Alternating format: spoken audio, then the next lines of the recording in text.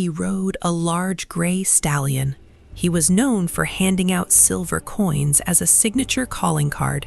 He was a master of disguise who tracked the most dangerous outlaws in the American West for 32 years, and he never once returned without his man.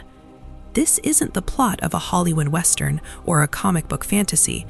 This is the documented life of Bass Reeves, the most formidable lawman in the history of the United States, and the likely inspiration for the legend of the Lone Ranger.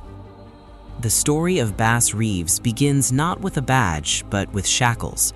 Born into slavery in 1838 in Crawford County, Arkansas, Bass was owned by a man named William Steele Reeves. As a young man, he was forced to serve William's son, George Reeves, a politician and soldier. When the Civil War broke out, George joined the Confederate Army, taking Bass with him to the front lines.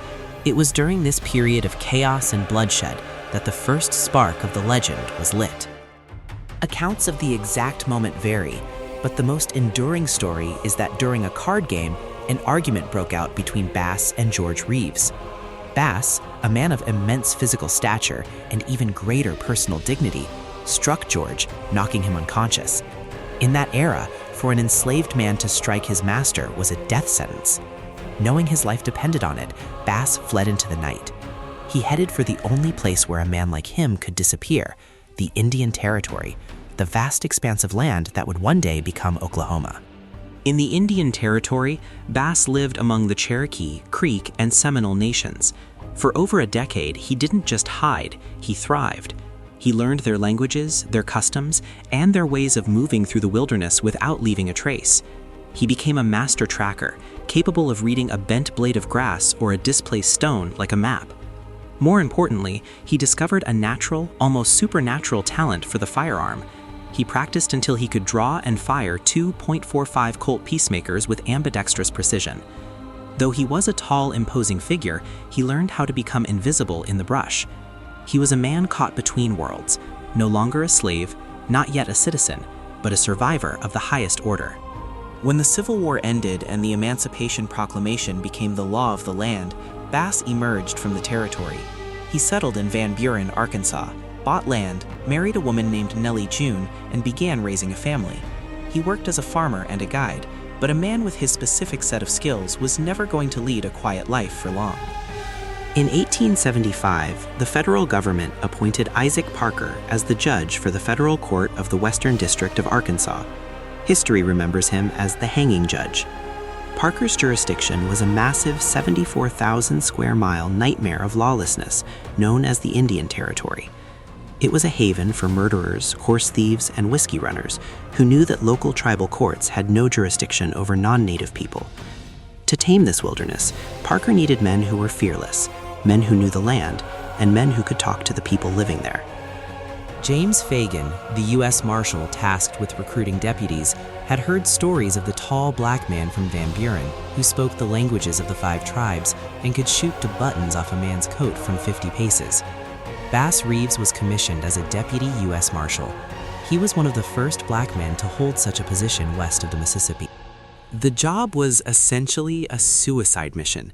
In the first few years of the court's operation, over 60 deputies were killed in the line of duty. But Bass Reeves wasn't like other deputies. He didn't just ride into a camp with his guns blazing. He was a psychological warrior. Bass understood that in the lawless West, your reputation was your greatest weapon. He traveled with a wagon, a cook, and at least one posse man, but he often left them behind to approach outlaws alone. He was a master of the long game. Because he was illiterate and could not read the warrants he carried, he would have someone read them to him until he had memorized every name and every detail. He never once brought in the wrong person. His use of disguises became the stuff of legend. On one occasion, he heard that 2 outlaws were hiding out at their mother's cabin. He knew a direct approach would lead to a shootout that might get the woman killed. Instead, Bass dressed as a common tramp. He shot holes in an old hat, hid his handcuffs and his badges under his rags, and walked 20 miles to the cabin. He arrived appearing exhausted and hungry. The mother, pitying the traveler, invited him in.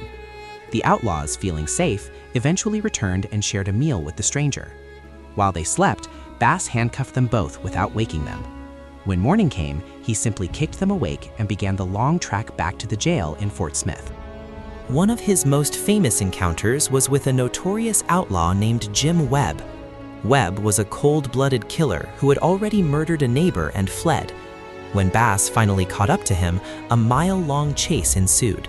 Webb fired time and again, his bullets grazing Bass's clothes and cutting his reins, but Bass remained untouched.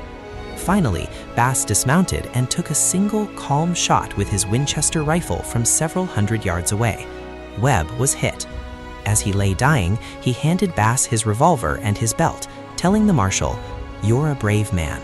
I've killed 11 men, and I expected you to be the 12th." Bass Reeves didn't just arrest strangers. His commitment to the law was so absolute it bordered on the divine. The greatest test of his career came not from a gang of outlaws, but from his own blood. His son, Benny, was accused of murdering his wife in a fit of jealousy.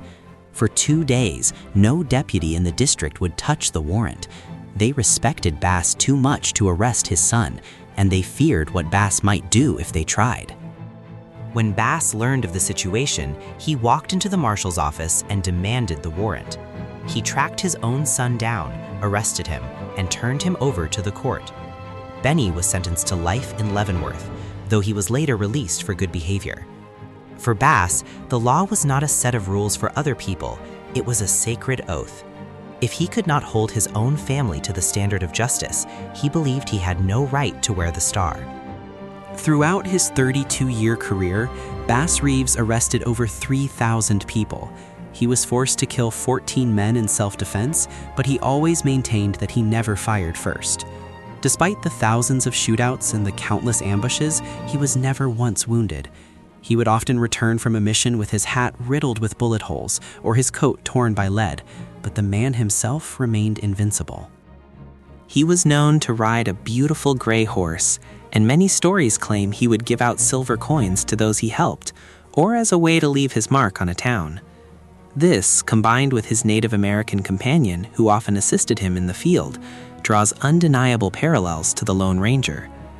While history has often whitewashed the legends of the West, the reality of Bass Reeves is far more impressive than any fictional character. When Oklahoma gained statehood in 1907, the era of the U.S. Marshals in the territory came to an end. Bass was nearly 70 years old, but he wasn't finished. He joined the Muskogee Police Department as a beat officer. For 2 years, it was said that not a single crime was committed on his watch. Bass Reeves passed away in 1910 from Bright's disease.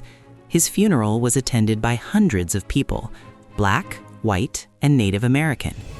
They came to honor a man who had been born with nothing, who had been hunted as a fugitive, and who had risen to become the most respected pillar of justice in a land where justice was a rare commodity.